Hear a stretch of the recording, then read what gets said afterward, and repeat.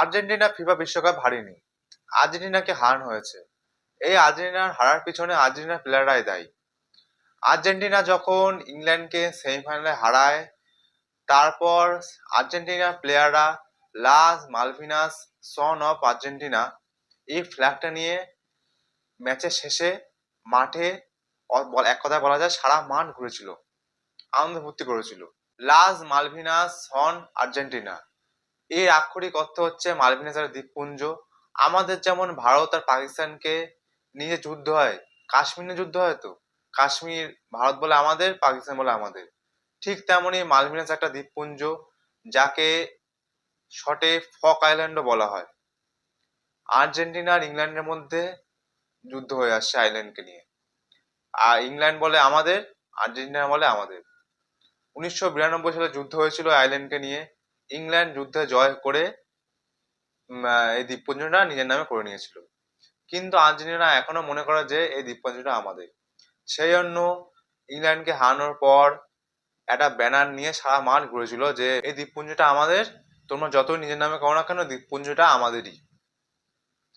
এইটা যখনই ইংল্যান্ডের প্রেসিডেন্ট, ইংল্যান্ডের সমস্ত রাজনীতিবিদরা দেখে, তখনই তারা ফিফাকে কমপ্লেন জানায় যে এটা তো ঠিক নয়। ফিফার নিয়মে রয়েছে যে যদি খেলার মধ্যে কোনো পলিটিক্স নিয়ে কিছু বলে, তাহলে সেই দেশকে 10 বছরের ব্যান করে দেওয়া হবে।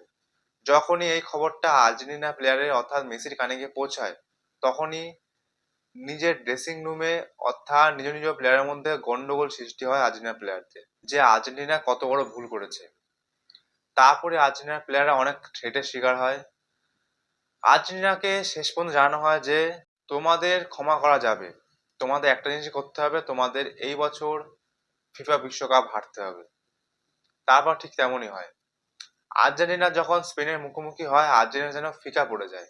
স্পেন একতরফা এগিয়ে যাচ্ছে, গোল দিচ্ছে, উল্টো দিকে আর্জেন্টিনা কিছুই করছে না, চুপচাপ। এটাই হচ্ছে আসল কারণ। আর রেফারিকেও আগের দিয়ে বলা ছিল, সেই জন্য কিন্তু স্পেন খুব ইজিলি জিতে নেয়। অনেক কিন্তু ফাউল হয়েছিল ফাইনালে, মেসিকে ধাক্কা মেরে ফেলে দেওয়া হয়েছিল, তাও কিন্তু রেফারি কিচ্ছু বলেনি। সব কিন্তু স্পেনের ফেভারে গেছিল, আর্জেন্টিনার ফেভারে কিচ্ছু আসেনি। ইংলিশ লিগে কিন্তু আর্জেন্টিনার প্লেয়ারদের বাদ করে দিয়েছে। আর্জেন্টিনার কিছু কিছু প্লেয়ার কিন্তু পুরোপুরি ভাবে ব্যান করে দিয়েছে, তাদের ভিসাও ক্যান্সেল করে দিয়েছে, তাদের ইংল্যান্ডে ঢোকায় পুরোপুরি নিষেধ করে দিয়েছে। আর এই সম্পূর্ণ কথা কিন্তু আর্জেন্টিনায় সবার সামনে, প্রেসের সামনে বলেছে। আর্জেন্টিনার কোচ যখন ম্যাচ হেরে যায়, তারপরেও কিন্তু তিনিও কিন্তু প্রেসের সামনে এসে বলেছে যে আমাদের সাথে যা হয়েছে তা বলার নয়। আর্জেন্টিনা যদি এই ম্যাচটা না হারতো, তাহলে হয়তো আর্জেন্টিনাকে 10 বছর হয়তো দেখা যেত না, আরো অনেক কিছু হতে পারতো। ঠিক আছে, জীবন নিয়েও কিন্তু টানাটানি হতে পারতো। আর্জেন্টিনার কোনো প্লেয়ারের কোনো পরিবারও কিন্তু স্টেডিয়ামে অংশগ্রহণ করেননি, তাদেরও কিন্তু প্রাণের ভয় ছিল। হয়তো তাদের আগেই বারণ করে দেওয়া হয়েছে, তোমরা এসো না, তোমার অনেক ঝামেলা জুটো আছে এখানে। আমি জানি না এই জল কতদূর গড়াবে, আর এই নিয়ে ভবিষ্যতে কি হবে। আর ফাইনালে যে রেফারি ছিল আর্জেন্টিনা স্পেনের, সে রেফারিকে নাকি এখন খুঁজে পাওয়া যাচ্ছে না, নিরুদ্দেশ হয়ে গেছে। আপনি নিজেই ভেবে দেখুন, আর্জেন্টিনা কেমন খেললো এতদিন ধরে, কিন্তু ফাইনালে কি খেলো আর্জেন্টিনা?